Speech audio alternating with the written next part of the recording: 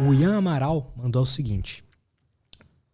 Grande parte dos considerados gênios pela sociedade eram tidos como excêntricos e peculiares por quem estava ao seu redor. Então, seu alto QI pode ter gerado esses traços de personalidade? Pode sim.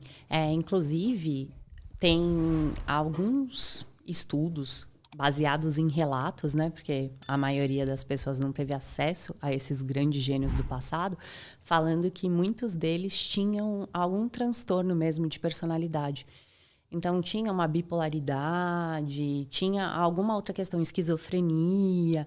Então, eles tinham alguma coisa. Além desse QI alto, né, dessas altas habilidades, eles também tinham algum transtorno ali mental que fazia com que eles fossem muito excêntricos, tivessem comportamentos, enfim, fora do normal. Eu fiz até um vídeo sobre isso, falando sobre grandes gênios que tinham grandes loucuras. Inclusive, teve gente que se apaixonou por um pombo.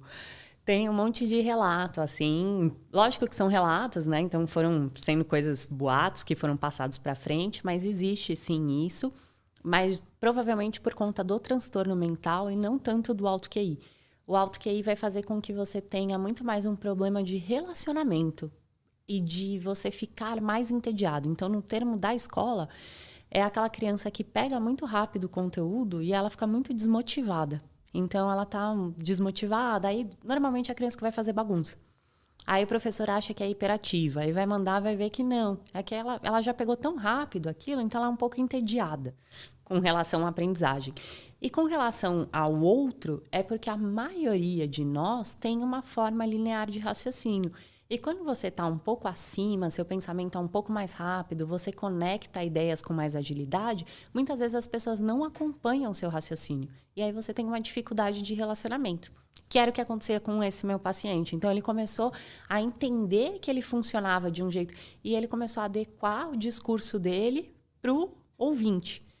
Foi diferente, ele começou a adequar e não querer, né, que o ouvinte entendesse. Ele começou a, peraí, eu sou muito rápido, então deixa eu explicar de um jeito mais minucioso para essa pessoa entender.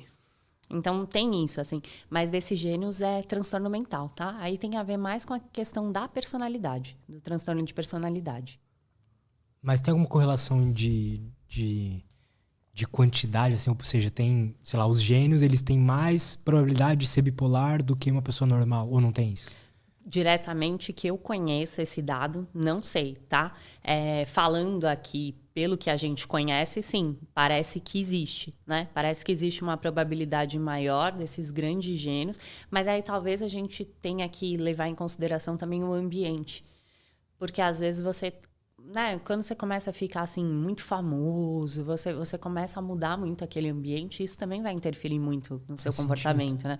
Porque às vezes o cara não era daquele jeito, mas aí ele começou, foi para uma banda, aquilo porque hoje em dia a gente tem outros gênios, né? Então assim, o cara que faz muito sucesso musical é um gênio, né? Você vai ver, o cara tem um jeito único, sei lá. Ele é muito bom, tem uma habilidade muito boa, enfim. E aí ele fica num meio ali que tem muita coisa que pode ser que isso também ajude a pessoa a ficar um pouco mais excêntrica, assim. Faz então, sentido. Isso também eu acho que a gente teria que levar em consideração.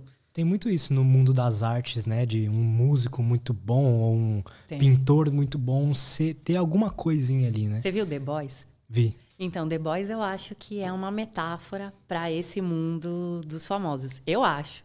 Como eu assim? acho que a ideia do autor é que os super-heróis, os supers, na verdade, eles são essas grandes estrelas de Hollywood, essa galera, assim, muito... Que, na verdade, tipo, são veneradas pelo público, quando, na verdade, por dentro, elas têm várias questões, elas têm vários problemas, mas o público, né, coloca ali num pedestal e ovaciona e faz qualquer coisa e não sei o quê.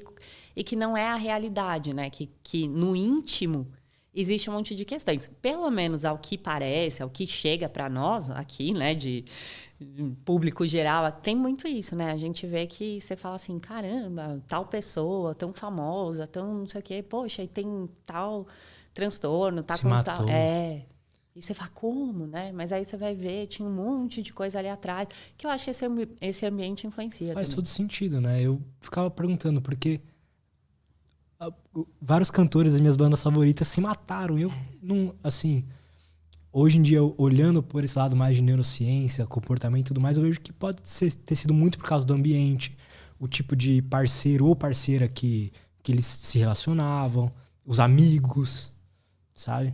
Eu acho que suicídio sempre tem a ver com desesperança total. Assim, eu acho que sempre que a pessoa ela não consegue enxergar nenhum outro recurso, aí ela vai ali, comete suicídio, mas não é que ela queria morrer, ela queria a morte daquela situação.